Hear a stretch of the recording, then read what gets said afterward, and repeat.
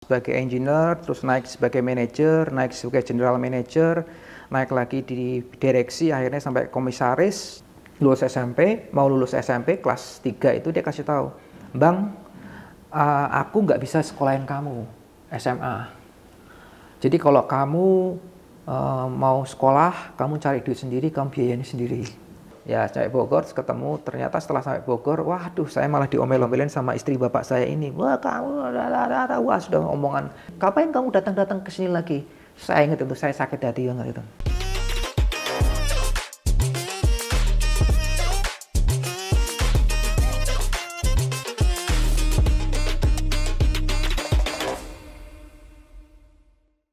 Hai teman-teman Behind the Story, welcome back sama gue Brian. Hari ini kita bakal ngobrol sama seseorang yang lahir di luar pernikahan oleh orang tua yang hanya lulusan SMP, tumbuh besar di asuh orang tua asuh, tapi dia bisa jadi direktur, komisaris, jadi dosen, bahkan dia bangun sekolah nasional yang muridnya udah ratusan. Bahkan sampai ke luar negeri gitu ya. Jadi it's very inspiring, jadi stay tune sampai ending. Please welcome Om Bambang. Thank you so much udah Thank you so much. Terima kasih datang ke Pak Behind the Brian. Story. Yeah. Wow. Oke. Yeah. Pertama-tama Om Bambang boleh perkenalkan diri dulu nggak ke teman-teman yang nonton? Om Bambang tuh siapa? Kesibukannya apa aja? Silahkan. Oke, jadi perkenalan dulu, nama saya Bambang Prakoso. Latar belakang pekerjaan saya sebagai founder Anak Panah Cyber School. Anak Panah Cyber School itu adalah sekolah nasional online untuk SD, SMP, SMA. Jadi murid kami itu tersebar di seluruh dunia. Sekarang kami sudah meluluskan sekitar ribuan siswa dan muridnya juga ada ribuan sebenarnya. Ya.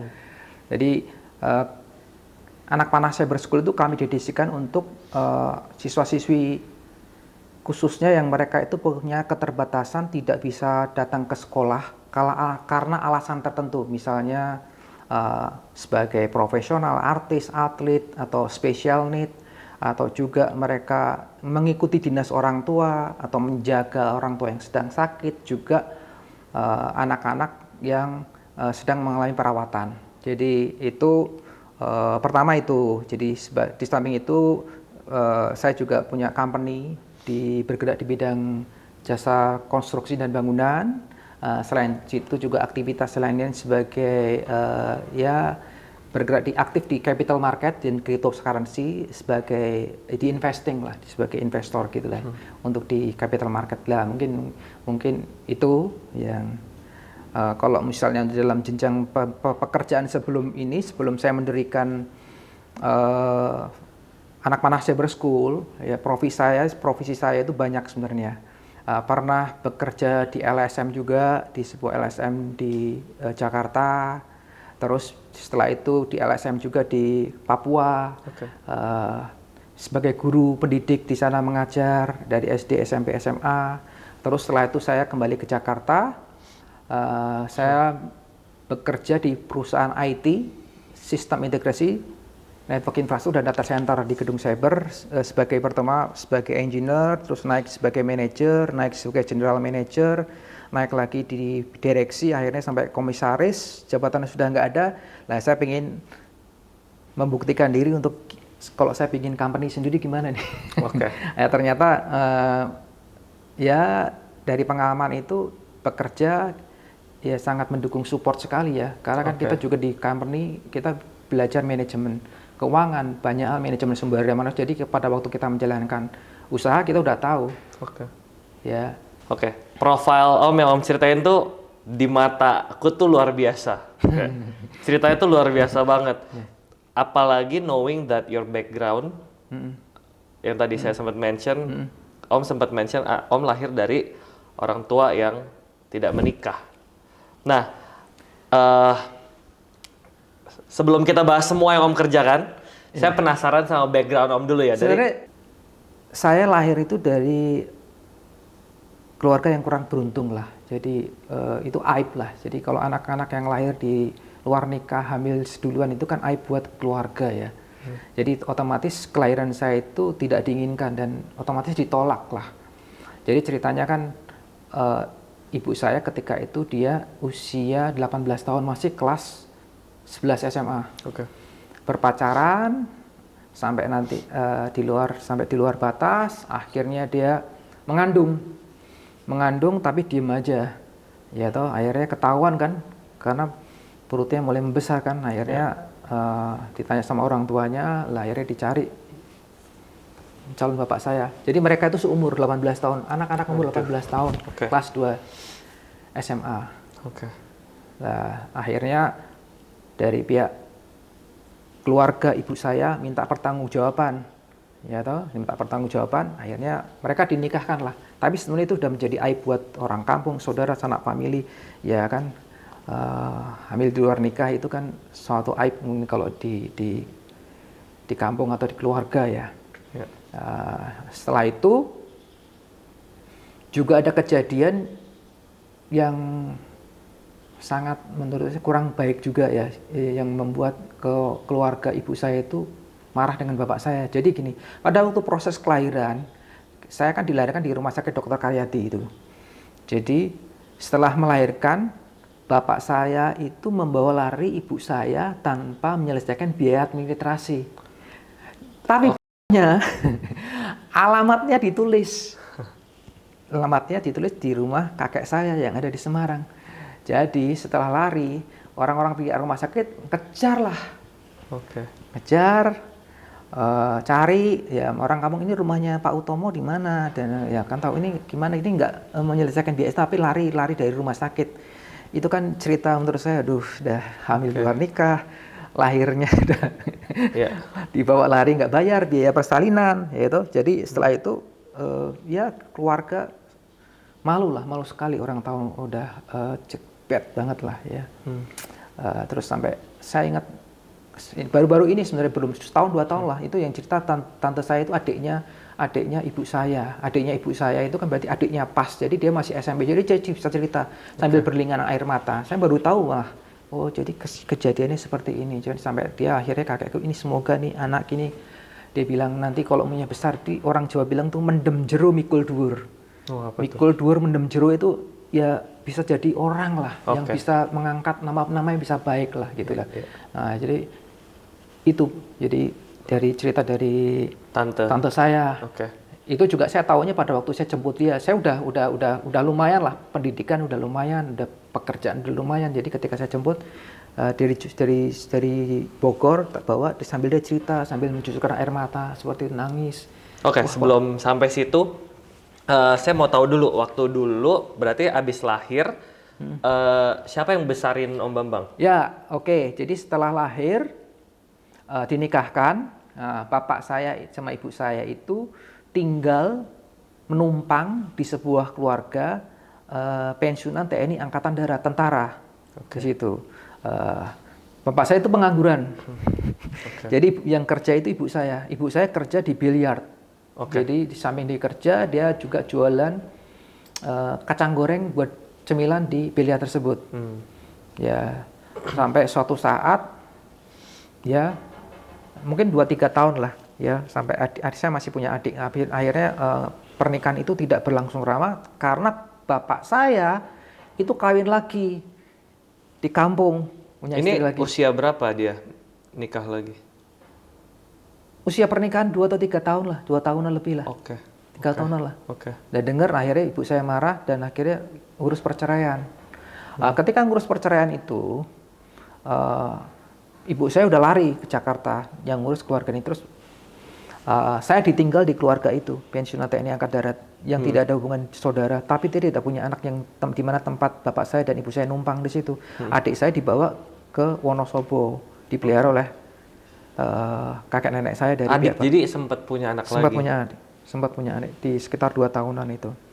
Lah, ya saya ditinggal di keluarga itu yang nggak ada hubungan, ya diasuh lah dari TK, ya ditinggal aja ya memang. Tetapi sebenarnya saya tahu juga dari keluarga pensiunan TNI Angkatan Darat yang mengasuh saya ini, sebenarnya saya ditolak juga sama keluarga dari ibu saya. Karena kan kita ini kan tinggal satu sama-sama di Semarang ya. Dia tidak mau mengasuh saya, tidak mau mengambil saya untuk mengasuh saya. Ya kan harusnya kan sama-sama, makanya dia tahu itu kakek nenekmu yang tinggal di Lempong Sari itu juga kalau misalnya mau apa diterima, karena kan sudah begitu Jadi Banyak cerita gitu. bertumbuh dengan banyak penolakan ya Om? Tolak. Oke, Tidak diinginkan, ditolak. oke, oke. Ya. Jadi sampai nanti panjang lah. Nanti kalau saya cerita sampai SMA itu juga penolakan-penolakan pada waktu saya cari orang tua saya satu persatu itu waktu lulus SMA juga mereka masih menolak juga. Oh jadi Om itu nggak sempet sadar dibesarin sama orang tua kandung ya? Iya, kan dari usia dari 2 tahun, 3 2 tahun. tahun udah. Sempet tahu lah, tapi kan anak umur 3 tahun, 2 tahun. Sampai hari ini Om nggak tahu orang tua kandung Om? Apa udah tahu? Oh sudah, Udah mereka tahu? udah tahu. Kan saya waktu lulus SMA saya cari dia Dan ketemu? dan ketemu. Oke. Tapi ditolak juga sama mereka dua-duanya. Gimana tuh Om ceritanya pas akhirnya? Oke, kita nyari. ini dulu ya. Jadi waktu saya dibesarkan sama orang tua asuh saya ini ya. Jadi dibesarkan di sekolahin dari SD, dari TK, SD, SMP. Tapi ada kejadian yang sangat tragis ya waktu lulus SMP, mau lulus SMP. Jadi keluarga pensiunan ini yang mengasuh saya ini dia tuh terjerat hutang sama rentenir. Jadi pada waktu lulus SMP, mau lulus SMP kelas 3 itu dia kasih tahu, "Bang, aku nggak bisa sekolahin kamu SMA. Jadi kalau kamu mau sekolah, kamu cari duit sendiri, kamu biayain sendiri." Ya ampun, oke. Seperti itu. Ya saya juga ngerti kondisinya dia karena saya juga tahu bahwasanya dia lagi terjerat utang. Kehidupan harusnya kalau mungkin dia terjerat utang dengan uang pensiunan dari TNI Angkatan Darat atau tentara itu sendiri cukup. Tapi karena dia sulit, ya saya bisa mengerti. Terus gimana nih masa sekolah cuman sampai SMP doang? Ya saya mikir kalau saya kerja jadi semir sepatu di pasar malu. Terus kalau saya kerja jadi loper koran, tukang loper koran juga. Ya nanti dibully juga, malu juga. Akhirnya saya mikir, gimana kalau saya kerja jadi orang-orang kaya. Jadi saya lihat rumahnya orang-orang kaya, saya mau ketok pintunya, "Pak, pengen ngomong gini." Saya konsep, "Pak, Bu, saya boleh nggak kerja di tempat Ibu, Bapak jadi bersih-bersih rumah, jadi babu, atau whatever itu, asal saya diizinkan jam pagi sekolah." Ya udah konsepnya itu, makanya saya udah mapping nih rumahnya orang-orang kaya nih, orang-orang kaya di mana, ya toh saya map. Terus ketika lulus ya, ketika mau lulusan SMA, lulusan SMP. Jadi ketika lulus SMP itu saya termasuk kategori yang pintar karena saya masuk 3 besar. Terus 3 besar satu sekolahan. Nilai saya tinggi dan saya diterima di SMA negeri yang bagus lah ya. Ini plannya berhasil kerja di tempat orang kaya, bisa sekolah. Di konsep dulu. Jadi kan ini kan ceritanya perjalanannya bahwasanya, nanti kalau saya nggak ini gimana? Ya ini ceritanya masih kelas 3 SMP ini. Oh oke. Ya kan, ceritanya masih kelas 3 SMP, nanti gimana? Jadi saya konsep dulu, saya planning dulu kan. Oh jadi nanti gitu ya. Tapi kan sambil berjalannya waktu itu kan. Oke yaudah nanti kalau gitu saya cari duitnya seperti ini. Karena dikasih tahunya kepada waktu belum lulus. Ya kan, oke kalau gitu ini sementara saya masih sekolah SMP. Jadi lulus SMP saya dapat predikat 3 besar satu sekolahan dengan nilai Eptanas 3 besar ya cukup tinggi, saya diterima. Masalah muncul itu adalah pada waktu membayar untuk biaya uang pangkal. Uang pangkal saya itu cuma Rp32.000. Oke. Rp32.000. Duit dari mana? Zaman segitu kan susah juga tahun 80. Ya, akhirnya saya ngemis lah ke tempat kakek nenek, tempat tinggal kakek nenek saya. Karena saya nggak tinggal di situ, saya datang minta dong sumbang aku ini buat bayar es. Ya, ada yang kasih 5.000, ada yang kasih 10.000. Ya cuma 32.000. Nah, akhirnya dikasih saya bisa sekolah. Tapi saya mikir gimana dengan biaya bulanan? Ya kan, saya harus mikir biaya bulanan, biaya SPP, biaya transport dan segala macam lah. Itu yang akhirnya nanti saya kepemikiran itu lanjut pada waktu saya berpikir untuk jadi ngos itu. Jadi sambil jalan proses saya lihat ada rumahnya orang kaya. Setelah itu saya bayar kan, diterima, saya bayar. Ya ini gimana nih sekarang? Karena memang Tuhan tuh kasih saya ide-ide yang kadang-kadang bayar sekolah. Pada waktu itu saya negosiasi sama kepala sekolah. Anak umur kelas berapa ya? Mungkin 16 tahun ya. Waktu itu 16 atau 15 tahun ya. Saya datang menghadap kepala sekolah di SMA negeri, saya minta keringanan biaya. Bisa nggak? Saya keluarga nggak mampu, Pak, Bu, ya. Saya ngadep minta waktu sama sekretaris, saya minta waktu untuk bisa ketemu dengan sekolah. Saya ingin mendapatkan biaya keringanan di SMA negeri tersebut. Saya ngomong sama kepala sekolahnya, oke diterima. Waduh, saya ingat, kepala sekolahnya namanya Mujiman, Pak Mujiman, baik banget.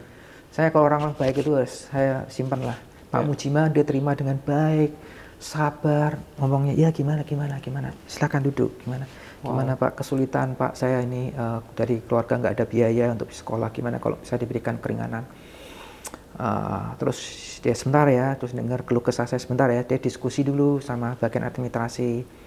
Terus akhirnya dia datang, dia ngomong, gini Bang, nah kalau gratis itu nggak bisa, ya, tetapi kalau kita bisa berikan dispensasi pengurangan 50%. Kan SPP waktu itu cuma Rp5.000. Jadi kalau Rp50.000, ya. Jadi SPP itu di negeri itu cuma Rp5.000. Akhirnya saya dikasih di potongan, jadi bayar cuma Rp2.500 per bulan. Wah, lumayan lah ya. Tapi ada syaratnya, dia kasih syaratnya gini. Harus ada surat keterangan tidak mampu di tangan RT sama RW. Lah udah saya urus sendiri. Saya urus sendiri juga. Waktu itu kan orang tua asuh saya itu kan RT. Saya ingat itu. Waktu itu orang tua asuh saya RT. Jadi udah saya bikin sendiri, minta tolong tanda tangan. Terus waktu saya bawa ke RW, saya ingat banget kejadian itu, ingat banget. Waktu saya datang ke RW, kan RW-nya tanda tangan, ini keterangan tidak mampu Pak Mawardi. Kamu anaknya Pak Mawardi. Minta keterangan tidak mampu.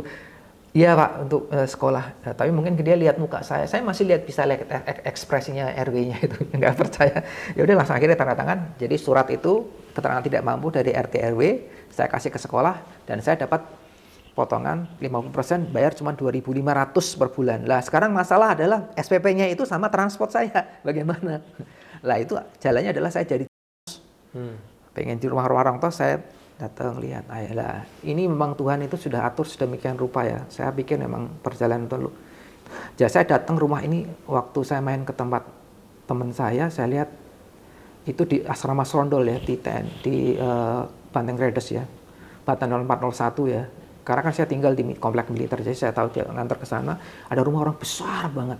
Lah, udah kayaknya ini nih nomor 1 nih. Saya datengin, saya tunggu, rumahnya kan gede banget, tertutup pagar gitu. Saya tunggu ada orang yang keluar lah. Ketika ada orang yang keluar, saya tahu kemudian itu namanya Pak Rakimo. Pak, mau bisa tuan rumahnya nggak ngobrol sama saya, pengen kerja apa saja di sini, saya sekolah sama. Oh ya, kamu dari mana? Nah, dia terima saya dengan baik, Pak Rakimo. Saya lihat cuma masih mukanya juga masih kejadian itu masih ada di memori saya lah, Pak Rakimo. Oh sebentar ya, kalau gitu kamu tunggu dulu ya, nanti saya panggilin ibunya ya. Ibunya keluar. Ini saya minum dulu kayaknya. Iya, silakan. Wow. Ibunya keluar. Oh, saya ceritain masalahnya gini-gini. Terus ketika ibunya saya keluar, dia ngomong gini, udah gini aja. Kamu nggak usah kerja sama ibu, kebutuhan sekolahmu berapa, biayanya berapa, nanti kamu kasih tahu ibu. Ibu ini juga punya anak asuh banyak, saya masih ibu, anak asuhnya ada 20. Wow. Jadi nanti kamu ngomong sama Pak Rakimo yang tadi itu, terus kamu sampein kira-kira untuk sekolah berapa, untuk transfernya kamu itu, nanti kamu setiap bulan kamu datang ke sini kamu ambil. Ya. Saya ingat saya hitung, saya ini cuman perlu uang Rp10.000, bisa hidup untuk 1 bulan. Karena SPP 10.000, 2.500 buat bayar SPP, Rp5.000 buat transport 1 bulan, kan kita abonemen naik bis ya. Sementara setelah itu saya jalan kalau sekolah itu waktu SMP itu jalan itu 4 kilo, PP itu udah biasa. Jadi kalau jalan, karena kita di kampung, jalan itu 2 kilo, 4 kilo itu udah biasa. Jadi sebelum sekolah saya harus bangun pagi-pagi ke kota, ke jalan besar, jalan 2 kilo atau 3 kilo dulu. Nah, itu yang penting adalah naik bisnya dulu ke sekolah. Jadi 5.000, jadi 2.500 sih buat buku atau buat les atau apalah. Jadi saya punya pegangan 2.500. Ya udah, akhirnya saya di sekolahin lah sama ibu. Jadi saya nggak perlu bekerja, nggak perlu jadi jongos. Ibu itu namanya Ibu Harsdoni Hartas. Dan setelah itu saya baru tahu, saya pertama nggak tahu Ibu Hartas itu siapa. Ternyata Ibu Hartas itu adalah suaminya itu adalah dulu bekas Panglima Kodam 4 Diponegoro Jenderal, Mayor Jenderal. Oke. Sekarang waktu kejadian itu dia udah bintang 3. Oke. Letnan Jenderal Hasunata bintang 3, jabatannya adalah Kepala Sosial Politik ABRI. Jadi dia pejabat, benar-benar orang pejabat tinggi lah. Karena dia tinggal di waktu itu juga dia sebagai ketua Dewan Pertimbangan Agung, terus dia jabatannya rangkap. Jadi setelah itu ya mengucap syukur sekali ya, dengan uang 10.000 itu saya bisa sekolah sampai SMA. Jadi itu kejadian yang sangat. Itu 3 tahun dia. 3 tahun dia sekolahin. Wow. 3 tahun dia sekolahin sampai ngambil yang lulus SMA, saya ngambil pendidikan agri teknik itu juga dia mau kerja apa, kuliah apa, dia mau tawarin kerja jadi sipil angkatan darat atau jadi pegawai negeri, sebenarnya ngomong aja nggak ada masalah juga. Tapi saya waktu itu memang nggak kepinggir jadi pegawai negeri ya. Oke. Wow, mungkin ini teman-teman yang nonton ya, kalau ada teman-teman yang sekolah dan bangun pagi malas-malasan dan banyak ngeluh. Mungkin orang tua yang nonton juga mungkin bisa kasih lihat kali ya video ini. Ternyata nggak semua orang tuh beruntung ya Pak. Nggak semua orang beruntung. Ada yang untuk bisa sekolah tuh harus merendahkan pride serendah-rendahnya sampai ngetok rumah orang kaya random dan hanya untuk bisa sekolah, ngurus surat miskin sendiri. Nggak semua orang beruntung. Jadi kalau kita punya privilege sekolah ya pakai dengan maksimal lah ya. Dan saya ingat banget itu waktu ke tempat mau ke rumah ibu itu, saya itu udah ngantri itu dari jam 7 pagi ketemu buka itu, jadi nunggu 2 jam di situ. Saya nunggu di situ. Saya ingat lah duduk di situ nunggu, kok nggak dibuka-buka ya pintunya. Ya ampun. Yes, jadi jam 7 kan rumahnya orang gedean itu kan, pejabat kan tinggi banget. Nunggu sampai jam 9 baru 2 jam saya nunggu, nongkrong aja duduk di situ. Wah, saya langsung ngomong aja. Itu perasaannya apa, Om, selama nunggu? Nggak cuma selama nunggu lah, growing up lah, bro. Ya. Nggak bisa sekolah dan seterusnya. Deg-degan kira-kira gimana nggak ya? Orangnya kira-kira baik atau enggak, atau kayak gimana. Jadi pertanyaan-pertanyaan muncul berkecamuk di dalam pikiran lah, hati, pikiran kira-kira gimana ya. Pokoknya adalah. Ini tahun 80-an ya, Om? Itu tahun 80-an. Saya tuh penasaran, tapi apa yang membuat Om tuh tetap, oh gue harus sekolah? Kan ada dong orang-orang yang nggak bisa sekolah, udah gue malah ngamen aja, atau ngapain aja gitu. Ini kok masih punya semangat segitunya buat sekolah gitu? Apa drive-nya waktu itu? Ya, saya kalau kan pikirannya kan simple ya. Mungkin sekolah itu salah satu jalan untuk bisa merubah nasib atau merubah hidup ya. Mau rubah nasib? Iya. Simpel aja kan, masa mau lulus SMP, masa mau lulus SD, mau jadi apa? Yang lulusan SMA aja ya banyak yang ini. Jadi paling enggak saya minimal lulus SMA lah. Ya setelah itu saya udah tahu, setelah itu saya mau kerja, pokoknya lulus SMA aja. Dari itu saya mau kerja, cari duit sendiri. Oke. Akhirnya SMA selesai. SMA selesai. Lah pada waktu SMA selesai, saya cari bapak saya, cari bapak saya, ibu saya. Wah, itu perjalanannya juga sangat menyakitkan dan menyedihkan itu. Nah, gimana Om? Boleh diceritain Om? Nyari Jadi orang saya tua cari kandung. informasi, pertama saya mau cari bapak saya. Saya dengar-dengar bapak saya itu tinggal di Kalimantan. Tinggal di Kalimantan, di sana saya cari saudara dari ini, udah di Kalimantan, alamatnya di Simpang Kuin, di Banjarmasin.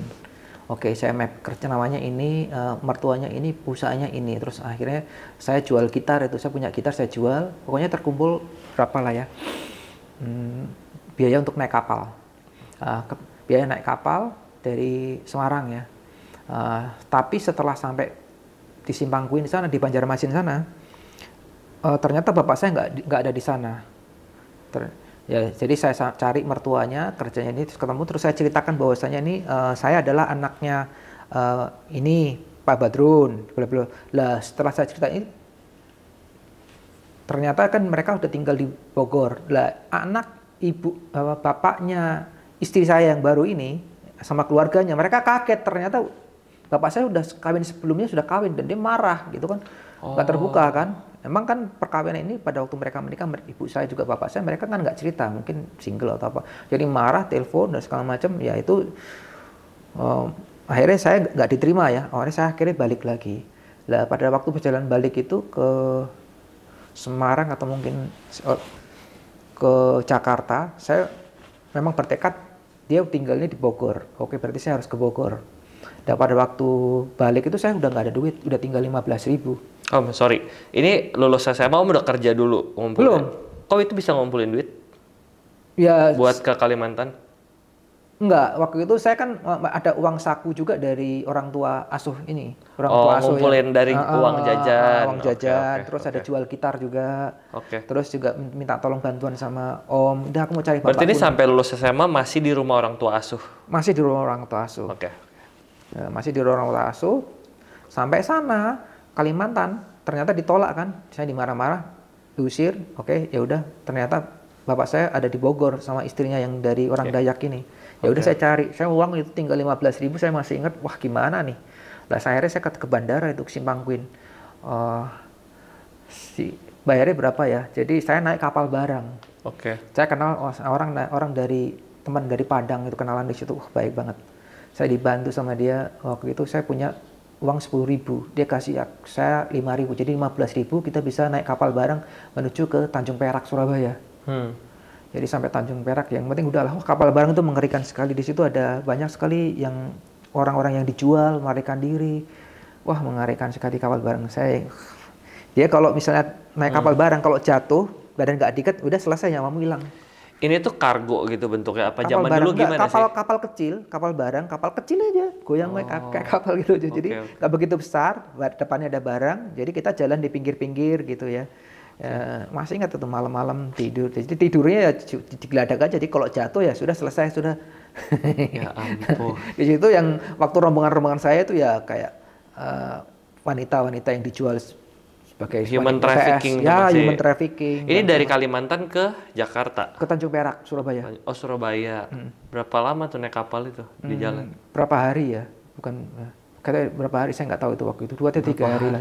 Berapa hari? Ini perjalanan mencari orang tua kandung. Ya, sampai itu pokoknya saya ingat semua lah. Sampai Surabaya, kita udah nggak punya duit. Ya. Berarti si teman saya orang Padang itu baik banget, dia duitnya juga tinggal 10.000, 5.000, 5.000. Lah kita jadi penumpang gelap di kereta api karena kita kan mau ke ini, mau ke Jakarta. Lah waktu operasi ya udah sampai di daerah Cilacap itu kita ketahuan jadi penumpang gelap, kita diturunin. Ya udah kita dari situ kita naik turun bis, naik turun truk pasir, saya tidur di truk pasir, kita jalan sama berdua itu, aduh malam-malam ya tuh turun naik truk pasir ya, terus oper lagi, nyegat truk lagi, naik lagi, akhirnya kita sampai di Bogor. Di Bogor juga saya Bandung dulu, sampai Bandung, terus saya ngomong lah, saya pengen ke Bogor ya Pak, tapi nggak punya duit sama keneknya, sama kenek. Ya udah ikut aja, numpang aja. Jadi saya dikasih gratis dari Bandung ke Bogor. Oke. Sama bis itu. Om, sorry, saya potong. Pause bentar sebelum lanjutin ceritanya.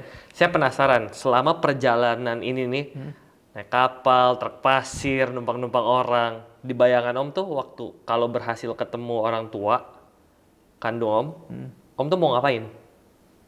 Cuma mau tahu doang? Sebenarnya saya pengen dia minta bantu saya untuk sekolah gitu, kuliah. Oke. Ya bisa nggak, misalnya saya udah konsep pengen sekolah. Kamu sebenarnya dengar-dengar katanya dia kan kaya, mampu, seperti itu kan. Kalau misalnya Itu dengar dari mana Om? Ya dengar dari temennya. Dia kan dari kampung itu kan kadang-kadang suka pergi gini. Pak ketemu bapakmu, bapakmu sekarang sukses. Oke, gitu. Kayak gitulah. Cerita dari saudara, bapakmu. Jadi di bayangannya Ya. bakal kalau ketemu bisa dibantu untuk kuliah. Dibantu untuk sekolah atau mungkin kehidupannya lebih baik lagi lah. Ya. Lanjut Om, nyampe Bogor. Ya, sampai Bogor ketemu, ternyata setelah sampai Bogor, waduh, saya malah diomel-omelin sama istri bapak saya ini. Wah, kamu wah sudah omongan. Wah, mereka nangis, bapak saya sudah omongan. Jadi karena bikin malu di sana kan. Jadi bapak saya tahu, ngomong, waduh, saya pedih banget itu. Saya kata itu malam-malam saya hancur sudah hati saya, udah menangis saya. Bapak kandungnya Om juga nolak. Bapak kandung saya cuma diem aja. Tapi yang ngomel-ngomelin istrinya. Keluarga barunya dia itu. Istrinya ngomel-ngomelin sejadi-jadinya. Malam sampai nggak terima, kamu pokoknya semua kata-kata yang nggak paham. Semuanya. Bapak saya, aduh gimana, dia juga udah, dia marah juga, tapi ya dia marah juga, gimana, ya marah, kenapa nggak, wah ya pokoknya itu bikin saya sakit hati lah. Ya terus ya udahlah saya bilang sama dia, ya udah gini aja saya minta tolong saya kasih transport saya buat ke Jakarta nanti saya cari teman saya. Terus ya saya dikasih uang 5.000 buat saya ingat dikasih uang 5.000 nih aku nggak punya duit nih punya 5.000 buat transport ke Jakarta dan saya cari teman-teman saya sampai di Jakarta saya ada teman-teman kenal-kenalan lah saya balik lagi ke Semarang. Kedua saya pengen cari ibu saya. Tapi udah ditolak sama bapak saya kan, sama keluarganya kan.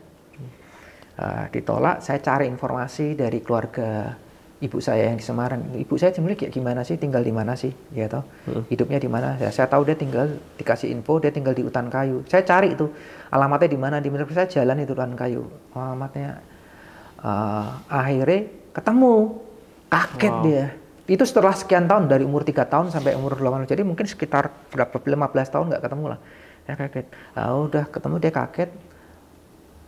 Terus dia ngomong, nanti kalau suamiku datang, dia kalau bapak saya itu kawin sama orang Dayak, ibu saya kawin sama orang Gorontalo. Ya nanti kalau misalnya datang, kamu jangan bilang anak saya ya. Ya toh, kamu bilang aja adikku. Dia nggak tahu adikku, aku masih punya adik namanya Harry. Kamu Harry bilang Harry aja. Jadi ya udah, oh ini adikku Harry dan segala macam. Ya terus begitu saya ngaku sebagai adiknya dia Harry itu sama suaminya. Mijitin apa disuruh-suruh. Udah. Ya sudah aku pulang lah. Pergi lagi lah ya aku udah itu aku ke tempat teman lah terus dikasih ongkos aku ke tempat teman main karena dia seperti itu. Terus itu aku datang lagi dia bilang gini kapan kamu datang ke sini lagi. Saya ingat itu saya sakit hati banget itu bilangnya gitu kok main-main di sini lagi dekat. Saya ingat siang itu sekitar jam 2 itu saya datang lagi ke situ main kamu ngapain datang ke sini lagi bu saya bilang kayak gitu. Wah saya jalan itu sambil hati saya udah hancur udah nggak tahu lah gimana sakit hati saya ingat itu kejadian siang-siang itu jalan udah lah oke lah saya memutuskan untuk balik ke tempat orang tua asuh saya yang ada di Semarang di Kasospol itu ya yang Letnan Jenderal Sudartas itu terus saya datang lagi saya sampaikan bu gimana ya udah kamu mau apa saya ditanya mau kerja mau kuliah atau apa. Enggak, saya ambil pendidikan teknik informatika aja yang supaya cepat kerja lah.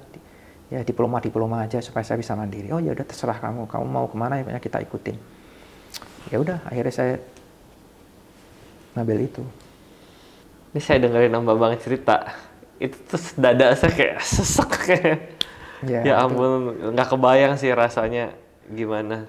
Ya sebenarnya saya juga heran juga. Saya ini berharap sama saya kan berarti punya 2 orang tua asuh, satu yang mengasuh saya yang TNI Angkatan Darat TNI Angkatan Darat yang mengasuh saya dari kecil. Satu lagi saya dapat beasiswa yang dari ke jenderal itu ya, dari SMP. Tapi kan saya masih tinggal di Sabta Marga itu di situ.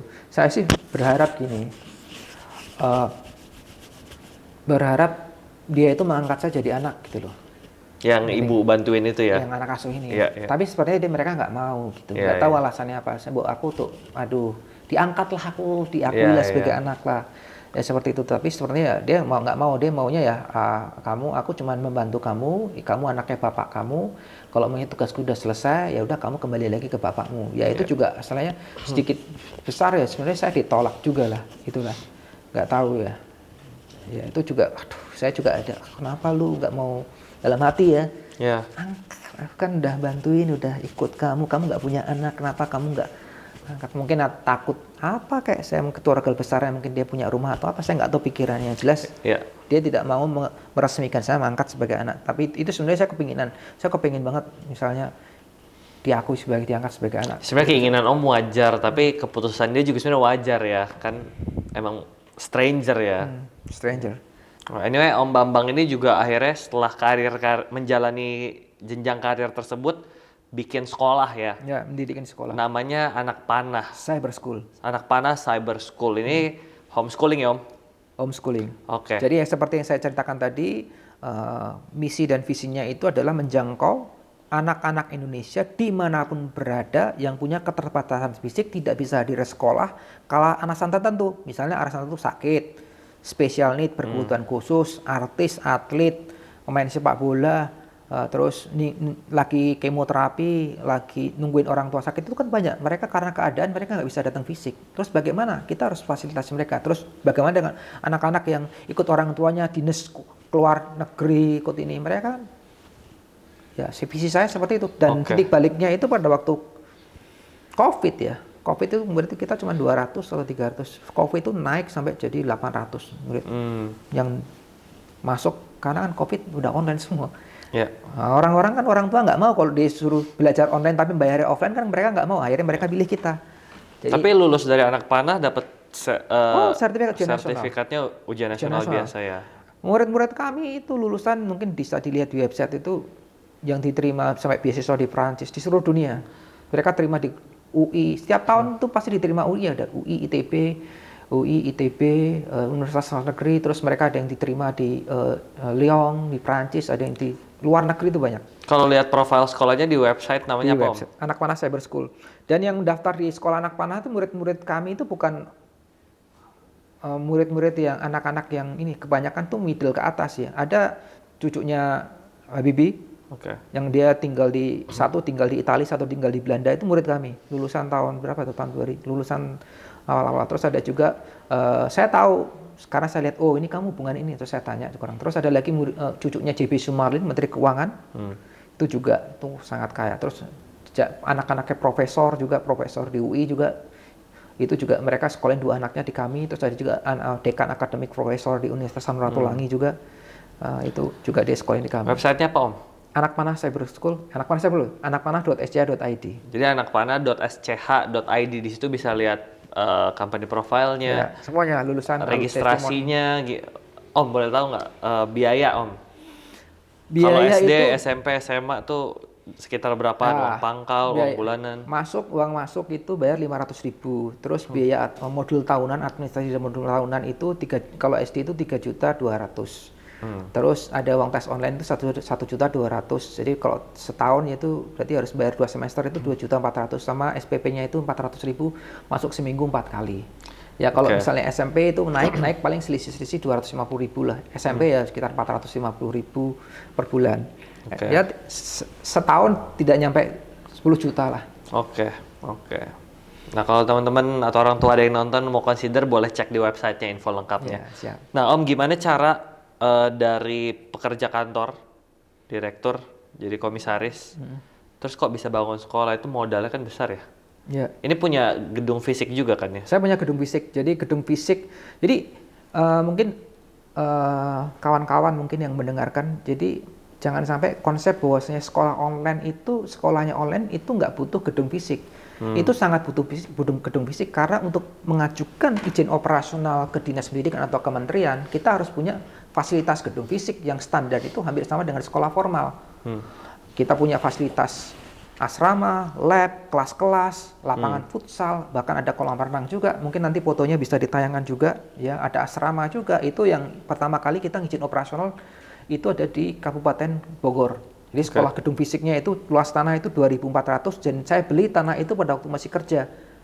Saya beli tanah. Oh jadi udah nyicil juga. Pada waktu kerja beli dulu. Tapi emang udah punya visi dari lama mau punya sekolah?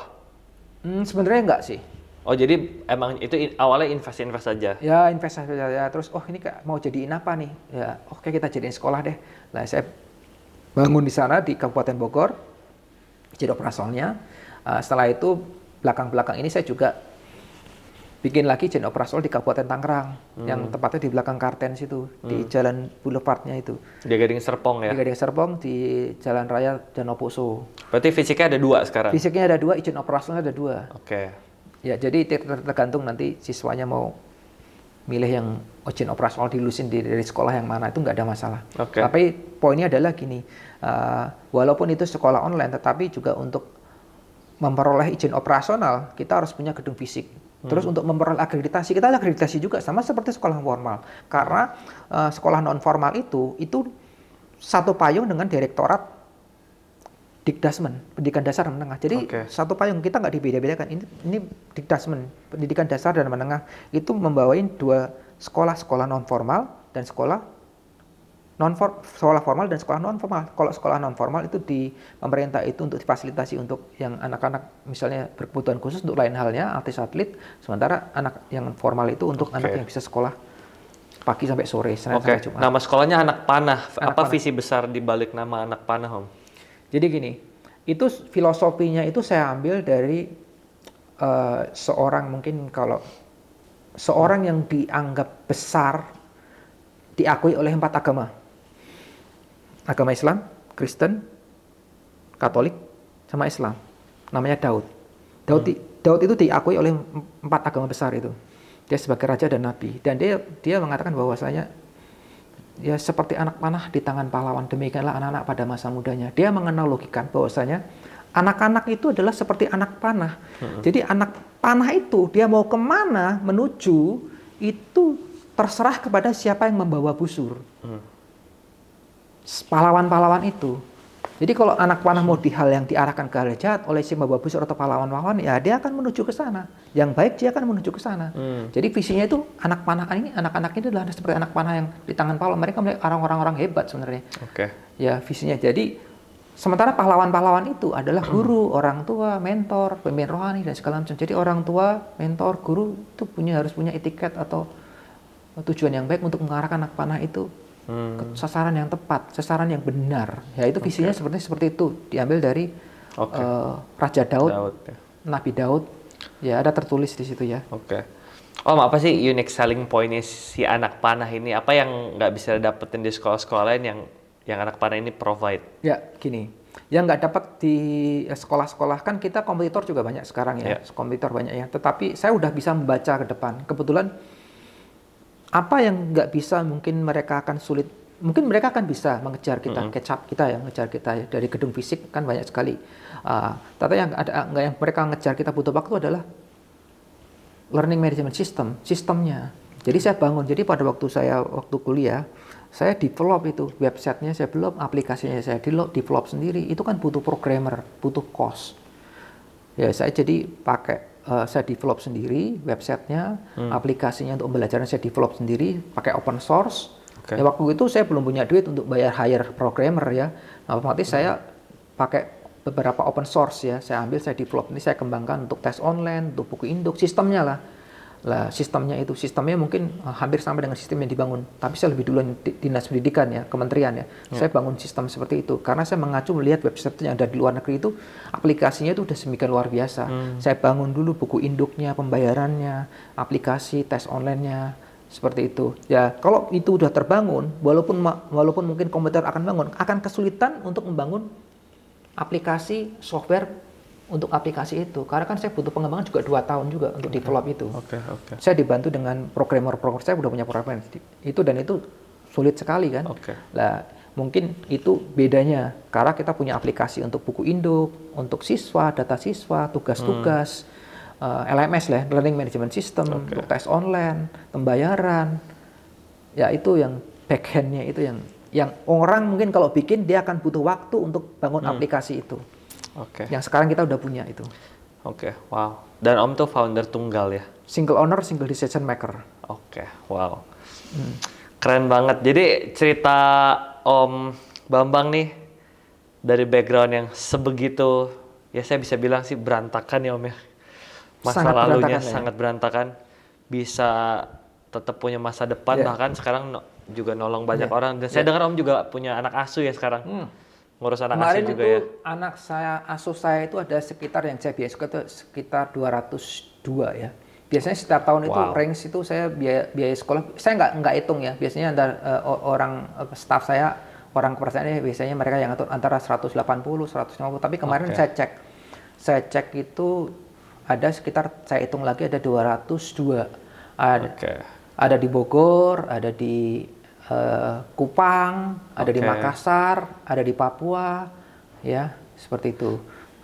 Well ini cerita yang luar biasa ya. Kayaknya hidupnya Om Bambang ini nggak cuma surviving, tapi benar-benar thriving ya, benar-benar bahkan bisa give back ke orang-orang ya. Karena dulu juga banyak ditolong orang ya. Saya prinsipnya dulu ditolong orang juga, ada beberapa juga yang kasih sponsor juga, ngasih uang. Terus juga anak-anak yang lulus ini Kalau saya lihat juga yang konduktenya bagus, yang bagus itu saya kuliahin juga, saya bayarin kuliah.